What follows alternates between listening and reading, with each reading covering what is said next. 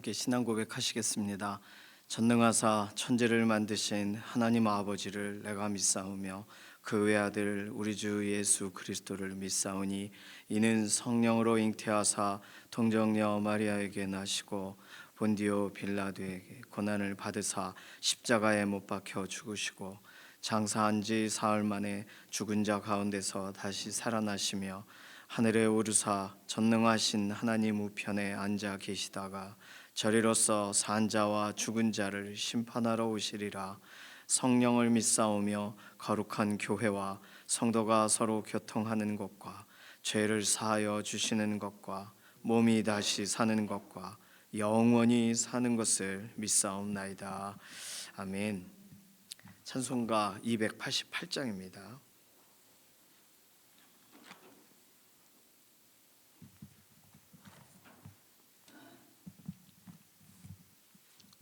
288장입니다. 예수를 나의 구주 삼고 성령과 피로써 거듭나니 이 세상에서 내 영혼이 하늘의 영광 누리도다. 이것이 나의 간증이요 이것이 나의 찬송일세. 나 사는 동안 끊임없이 구주를 찬송하리로다. 온전히 주께 맡긴 내 영 사랑의 음성을 듣는 중에 천사들 왕래하는 것과 하늘의 영광 보리로다. 이것이 나의 간증이요 이것이 나의 찬송일세. 나 사는 동안 끊임없이 구주를 찬송하리로다. 주 안에 기쁨 누림으로 마음의 풍랑이 잔잔하니 세상과 나는 간 곳 없고 구속한 주만 보이도다.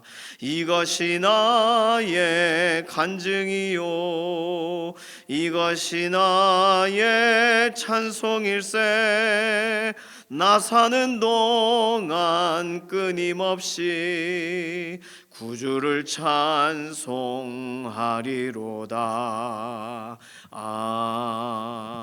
아멘. 한 주간의 삶을 하나님께 의탁하고 맡기는 기도로 한 주간 믿음의 경주자가 되어 하나님을 기쁘시게 하고 하나님을 영화롭게 하는 매일매일의 삶이 되게 해달라고, 특별히 오늘이 6월 마지막 날이고요, 내일이 7월 첫째 날입니다.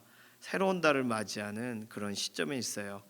6월도 인도하신 하나님, 7월 한 달간도 하나님의 특별하신 살피심과 붙들어 주시는 은혜로 하나님 의지하여 또 새로운 달 나아가도록 우리의 삶을 붙들어 달라고, 우리 자신 어제 함께 예배한 믿음의 동역자들을 축복하는 기도가 첫 번째 기도입니다.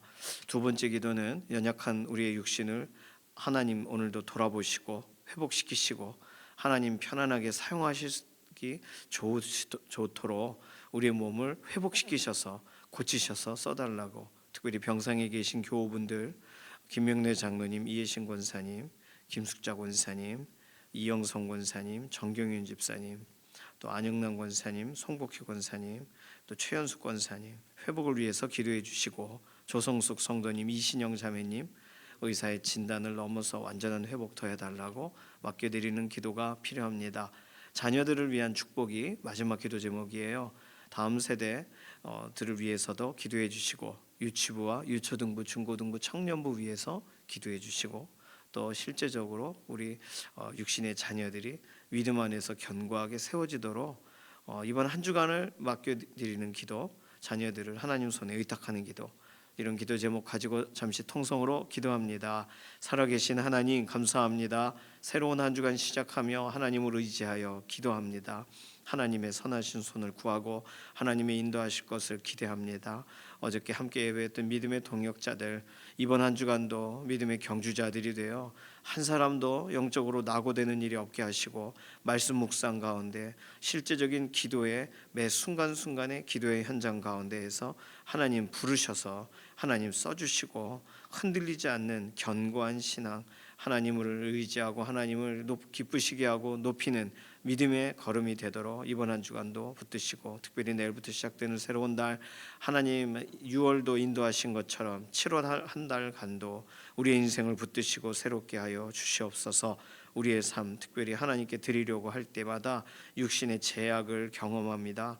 우리의 연약한 육신 가운데 하나님 강건함을 더하시며, 우리도 어떻게 왜 이런 일이 일어날지 모르는 몸의 상태들이 있는데 하나님 호전되게 하시고, 특별히 병상에 계신 교우들 오늘도 돌아보셔서 낙심하지 않고 하나님이 주시는 새 힘으로 일어섬이 있게 하시옵소서. 김명래 장로님, 이해신 권사님, 그리고 이영성 권사님, 정경윤 집사님, 김숙자 권사님, 송복희 권사님, 안영남 권사님, 최현숙 권사님, 연약한 육신에 힘을 더하시고, 조성석 성도님, 이신영 자매님, 실제적으로 몸에 호전되는 역사를 보게 하여 주시옵소서. 다음 세대들을 축복합니다. 유치부와 유초등부, 중고등부, 청년부, 어제 함께 예배하였던 현장 가운데 결단한 기도가 있을 것인데, 기도대로 이번 한 주간을 살아가게 하시옵소서. 기도의 자녀답게 이기게 하시옵소서. 기도의 자녀답게 하나님 손을 구하는 매일매일의 하나님과 더 가까이 동행하려고 하는 열망이 살아나는 믿음의 한 주간이 되게 하여 주시옵소서. 오늘 우리 개개인의 기도의 제목에도 응답하실 것을 인해 감사드리며 살아계신 예수님의 이름으로 기도드립니다. 아멘. 예레미야 19장 1절에서 13절까지 말씀입니다.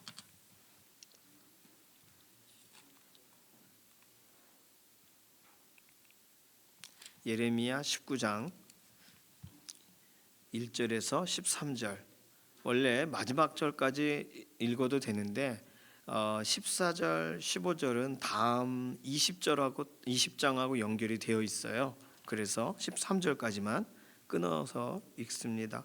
19장 1절에서 13절 함께 읽습니다. 여호와께서 이와 같이 말씀하시되, 가서 토기장이의 옹기를 사고 백성의 어른들과 제사장의 어른 몇 사람과 하시드 문 어기 곁에 있는 흰놈의 아들의 골짜기로 가서 거기에서 내가 네게 이른 말을 선포하여 말하기를, 너희 유다 왕들과 예루살렘 주민아, 여호와의 말씀을 들으라. 만군의 여호와 이스라엘의 하나님이 이같이 말씀하시되, 보라, 내가 이곳에 재앙을 내릴 것이라. 그것을 듣는 모든 자의 귀가 떨리니, 이는 그들이 나를 버리고 이곳을 불결하게 하며 이곳에서 자기와 자기 조상들과 유다 왕들이 알지 못하던 다른 신들에게 분향하며 무죄한 자의 피로 이곳에 채웠음이며, 또 그들이 바알을 위하여 산당을 건축하고 자기 아들들을 바알에게 번제로 불살라 드렸나니, 이는 내가 명령하거나 말하거나 뜻한 바가 아니니라.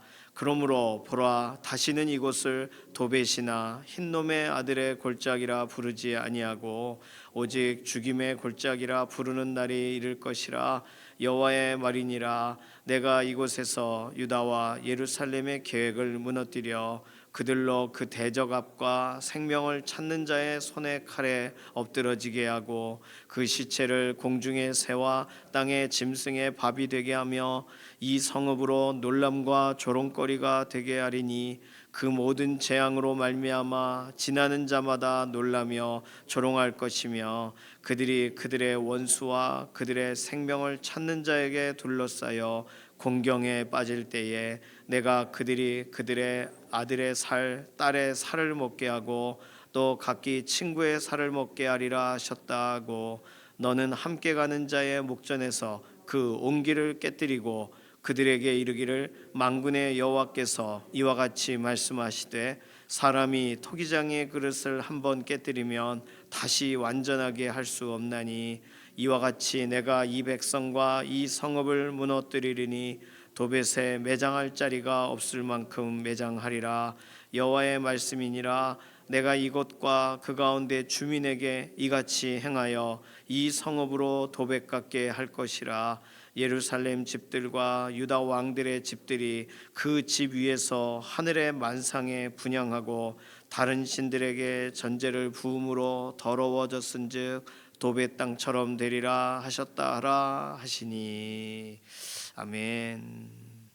오늘 예레미야 19장, 오늘 또 토기장이와 연관된 얘기가 나왔어요. 18장에서 토기장이가 나온 이유는 토기장이가 그릇이 계획대로 안 나오면 깨트리고 또 다시 만들어요. 토기장이 손에서 새롭게 될 것이다. 토기장이 손에서 이스라엘 백성이 정말 하나님이 작정하신 일이 진행되면 그 누가 막을 수 있냐, 이런 것이 18장에 나와 있던 토기장이의 이런 비유였어요. 오늘 19장에 나와 있는 토기장이의 비유는 토기장이가 등장하는 건 아니에요. 토기장이의 옹기를 사서, 토기장이의 옹기라고 했는데 옹기가 뭘까? 항아리라고 생각하셔도 좋겠고, 그냥 완성된 그릇을 말하는 거예요. 지난번에는 만들다 보니 다시 만들어야 되는 상황이었던 미완성의 이야기였으면 오늘은 완성이 됐어요. 그 완성된 그 그릇, 그 그릇을 사가지고 이제 예언의 도구로 써야 돼요. 그런데 오늘 본문 아무리 봐도 이 옹기를 사가지고 옹기에 대한 얘기는 없습니다. 옹기에 대한 얘기가 안 나와요. 어디 나오냐면 10절에 나와요. 옹기를 깨뜨리래요.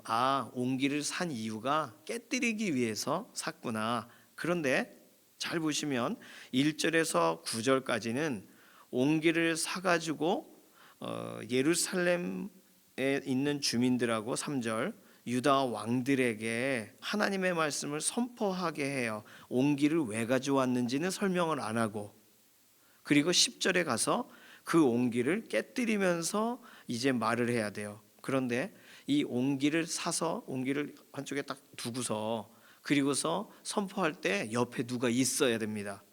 1절 옹기를 사고 백성의 어른들과 제사장의 어른 몇 사람과 함께 하시드문 어기 곁에 있는 흰놈의 아들의 골짜기로 가서 거기서 선포하라는 거예요. 지나가는 사람들에게 선포하라, 이런 거죠.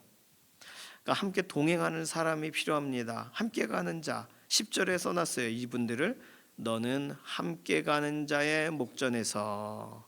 그러니까 함께 가는 사람. 그래서 지금까지 예레미야는 혼자 사역했는데 와, 함께 가는 사람이 등장할까?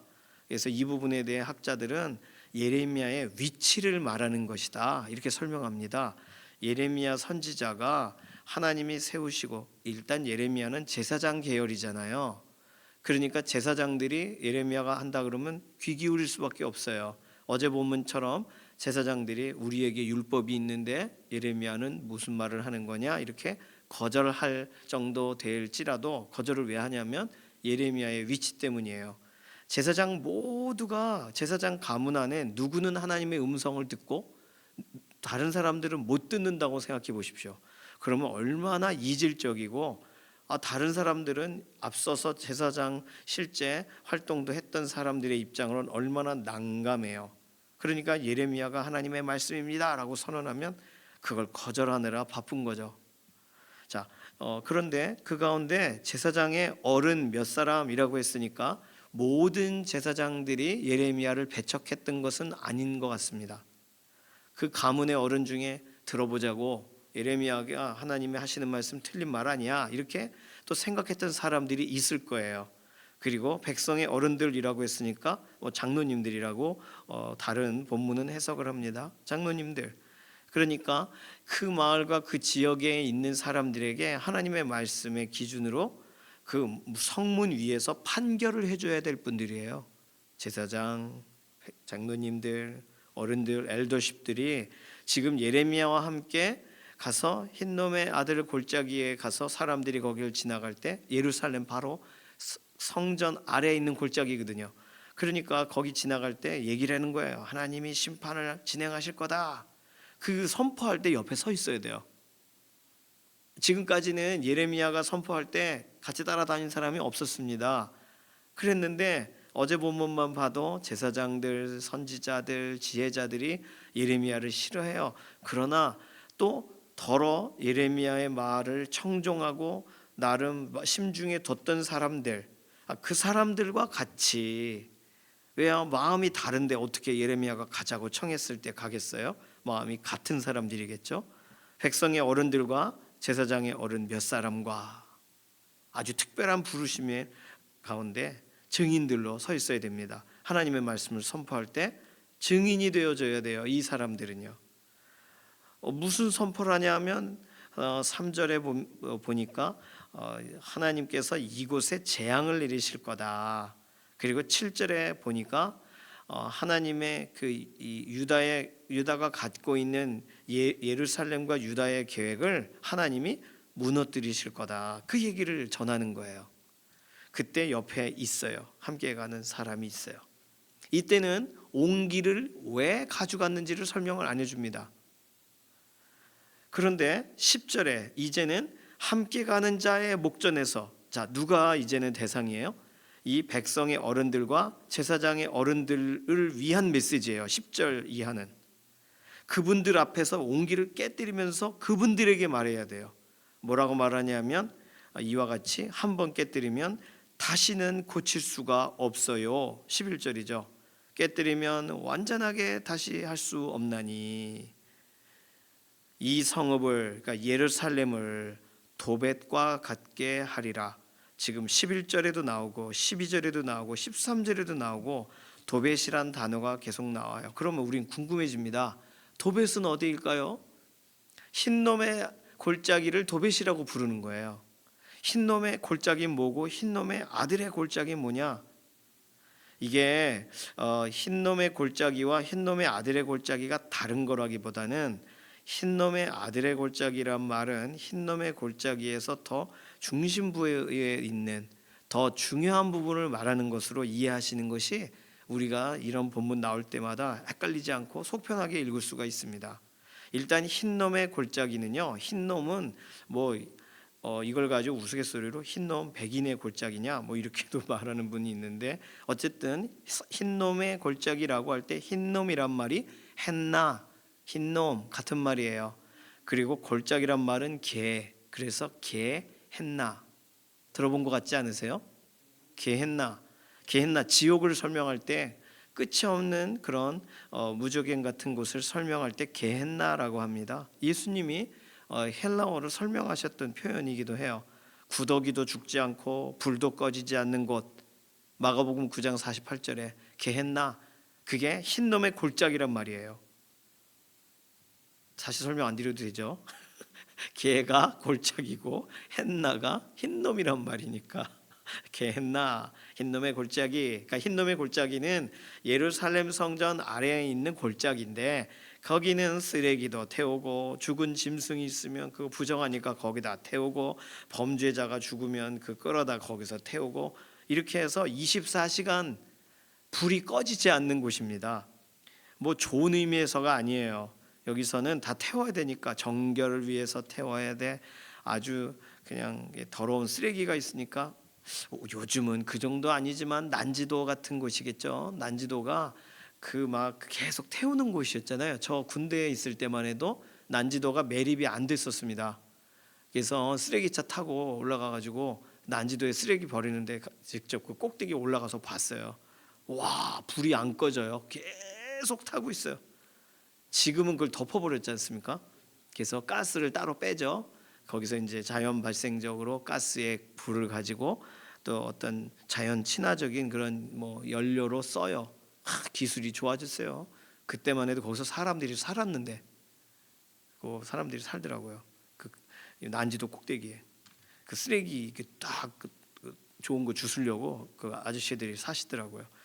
자, 어쨌든 그런 쓰레기터, 쓰레기장, 이렇게 말하면 왜 흰놈의 골짜기, 예루살렘 성전 가까운데 왜 쓰레기장이 가깝냐? 가까이 있어야죠. 쓰레기장이 멀리 있으면 어떡해요? 쓰레기장이 가까이 있습니다. 유대인들의 마을 어귀에 쓰레기장이 있어요. 오물장이 있어요. 똑같이 예루살렘 성전에서 그래도 가까운 이렇게 골짜기에다 쓰레기 소각장을 만든 거예요. 그런데 이 흰놈의 골짜기에 또 특별한 구역이 존재하는데 도벳이라는 곳에 거기가 주로 쓰레기 막 태우고 뭐 하니까 아유 거기 지저분하니까 안 가라고 하는 그 옆에 어딘가에서 인신 제사를 드렸다는 거예요. 아이들을 막 불에다 던지고 몰록에게 바알에게. 오늘 본문은 바알에 대한 얘기만 합니다. 5절 또 그들이 바알을 위하여 산당을 건축하고 자기 아들들을 바알에게 번제로 불살라 드렸나니. 뭐 바알은요 이방신을 대표로 하는 거라 바알이라고 말했지만 실제적으로는 바알에게가 아니라 몰록에게 드렸어요. 몰록신과 바알신은 달라요. 그래서 앞에 4절에 보면 다른 신들에게 분향하며 무죄한 자의 피로 이곳에 채웠음이라 이며 무죄한 자의 피, 자기 아들들을 불살라 드리는 거죠. 이걸 설명하는 겁니다. 그러니까 옆에 쓰레기장에 쓰레기만 버리고 이 하고 딱 도망갈 때 쓰레기장 옆에서 여기 계속 불 태우니까 여기서 태워도 티도 안 난다. 그러니까 여기서 하자. 그리고 우상 숭배를 했던 거예요. 야, 얼마나 이게 나쁜 거예요. 이 진짜 악한 사람들입니다. 어쨌든 이 흰놈의 골짜기, 흰놈의 아들 골짜기, 도벳 이 세 가지는 이 유사 지역입니다. 다 그 같은 지역 안에 있는 거예요. 자, 그래서 오늘 마지막 구절에 있는 11절, 12절, 13절에 도벳처럼 될 거다. 도벳에 매장할 자리가 없을 만큼 매장하리라. 이 도벳처럼 된다. 어디가요? 예루살렘이. 그러니까 딱 구분해서 설명하는 거예요. 예루살렘 성이, 예루살렘 전체가, 유다 전체가 흰놈의 아들 골짜기처럼 도벳처럼 돼버릴 거다. 아주 계속 타버리고 이렇게 죽은 시신들이 계속 들어가게 될 거다. 심판에 대한 이야기입니다. 그런데 오늘 뭐 이 부분에 집중하기는 그렇고요. 오늘 왜 토기장이의 옹기를 사서 갈 때 함께 가는 사람들이 있고 그리고 옹기를 깨뜨릴 때 그분들은 또 다른 메시지를 듣고 이렇게 이중적으로 하나님은 예레미야를 사용하실까요? 토기장이에게 옹기를 살 때는 이 사람들이 함께 있지 않아요. 옹기를 사서 그 다음에 지역 어르신들과 함께 예루살렘에 대해 외치는 자리에 증인이 되게 해라. 그런 거죠. 오늘 증인이란 표현은 안 나와 있습니다만 이분들이 하는 일이 없어요. 그냥 함께 서서 하나님의 선포하시는 얘기를 같이 서서 꼭 요즘 이런 거죠. 그냥 서 있기만 해도 나도 이 의견에 동의합니다. 이런 거를 함께 하자고 하는 거예요. 제사장들도 뭐 선지자들도 다 반대하고 있는데 지금 이분들은 용기 있게, 이분들은 지금 어떤 어려움을 당할지도 모르는데도 하나님이 예레미야에게 같이 가자고 청하는 그 초청에 반응한 사람들입니다. 그리고 이분들이 그렇게 증인으로서의 역할을 감당을 다 하고 나서 이제는 이 증인에게 또 다른 메시지가 주어지는 게 10절 이하예요. 옹기가 깨뜨려지듯 한번 하나님이 깨뜨리시면 돌이킬 수가 없습니다. 이 성이 그렇게 될 것입니다. 그걸 옹기가 깨지는 걸 본 것처럼 기억해 주십시오. 기억을 해야 되는 거예요, 이분들이. 자, 오늘 뭐 이 본문은 딱 여기까지입니다. 그런데 오늘 이 본문을 통해서 우리 자신에게 적용을 해보자면 오늘 우리들은 이렇게 특별한 증인으로 부름받지 않았냐는 거예요. 세상 모든 사람들에게 다 똑같은 메시지가 전달됩니다. 주 예수를 믿으라, 그리하면 너와 내 집이 구원을 얻으리라, 이런 식으로. 그리고 다 듣고 한쪽 귀로 듣고 한쪽 귀로 흘립니다. 그 마음에 담았다가 그냥 에이 아니야 하고 내버려 둡니다. 그냥 흰놈의 아들 골짜기를 지나가는 사람들은 듣고 말아요. 죽임의 골짜기가 되리라 그래봤자 에이 그러고. 근데 이 사람들은 달라야 돼요. 이 사람들은 예레미야의 메시지를 자기 메시지인 것처럼 받아야 되고, 그리고 예레미야를 통하여 옹기를 깨뜨리며 하시는 하나님의 강력한 이런 시청각 교육도 직접 받아야 돼요. 특별한 증인으로 하나님이 부르시는 거죠. 오늘 우리 집이 예수 그리스도 안에서 실제적으로 특별한 증인되고 우리의 삶이 하나님이 기뻐하시는 특별한 증인으로 부름받았다는 사실을 우리가 돌아보게 하는 본문입니다. 모든 사람들이 하나님의 말씀을 듣지만 특별히 더 들을 기회가 주어진 사람들이죠. 우리는. 그렇다면 오늘 우리들에게 있어서 증인으로, 그 다음에 우리가 기억해야 될 내용으로, 최소한 예레미야와 함께하는 동안뿐만 아니라 예레미야와 함께 떨어져 있는 동안에도 우리는 이걸 기억하고 예루살렘이 무너져 내리고 하나님의 심판이 진행되기 전까지 정말 다르게 살아야 될 거 아닙니까? 이 특별한 증인들은. 오늘 본문에 회개하라는 말 없어요. 그런데 하나님이 이 성에 대해 어떻게 행하시리라 라고 하면 이걸 보면서 마음이 견딜 수가 없어서 울기도 하고 막 하나님 돌이켜 주십시오 기도를 하기도 하고 회개하기도 하고 하나님 앞에 그렇게 나아가야 되겠죠. 왜요? 특별한 증인들이니까요. 오늘 우리들의 삶을 하나님이 그렇게 사용하고 계시다고 믿습니다.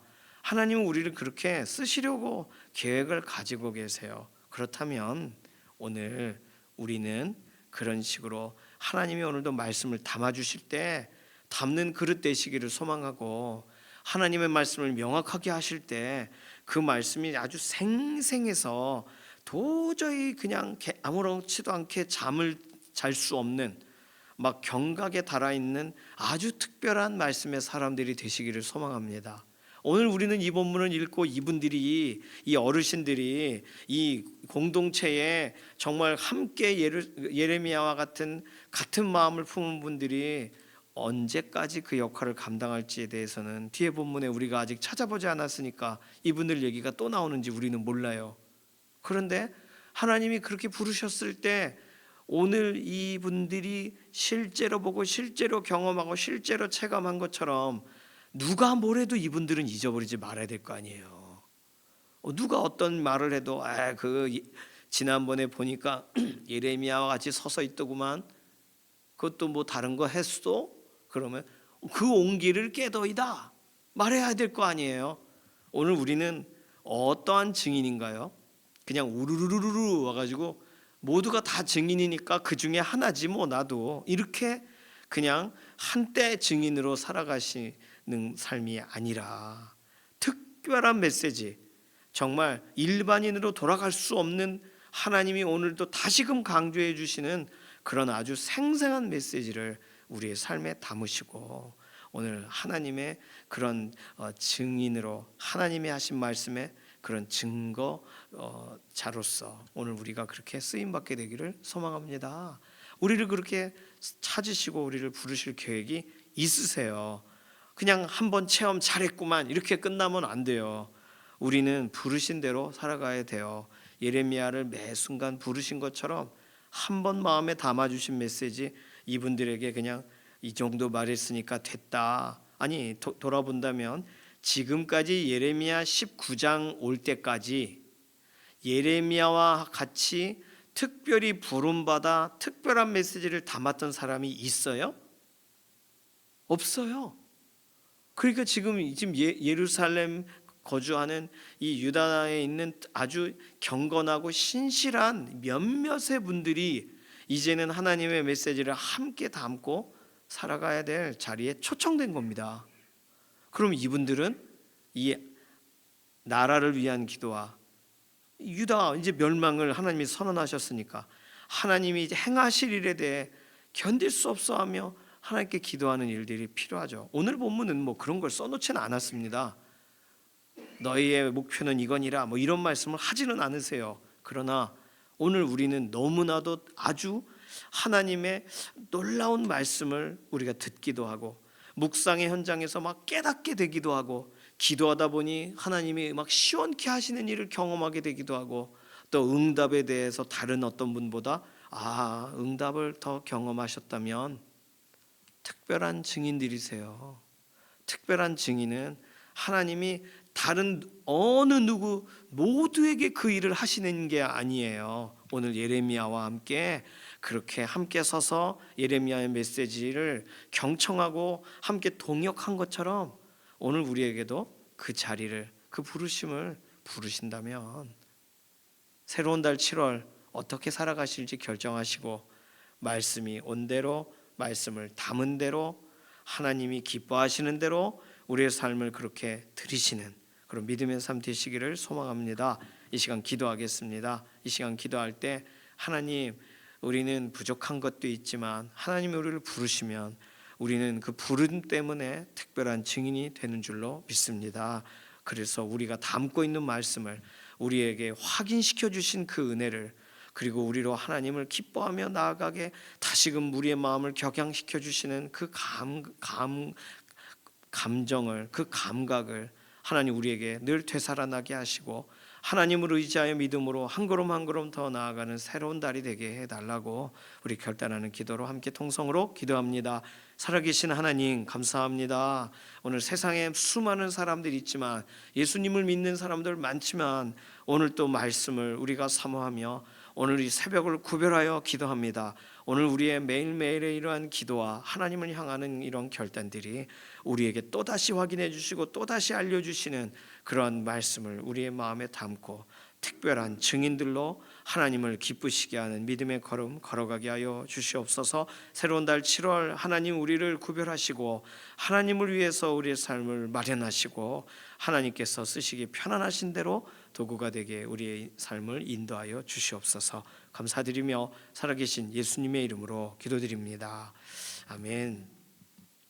찬송가 191장입니다. 1절과 4절 부르겠습니다. 191장 1절과 4절입니다.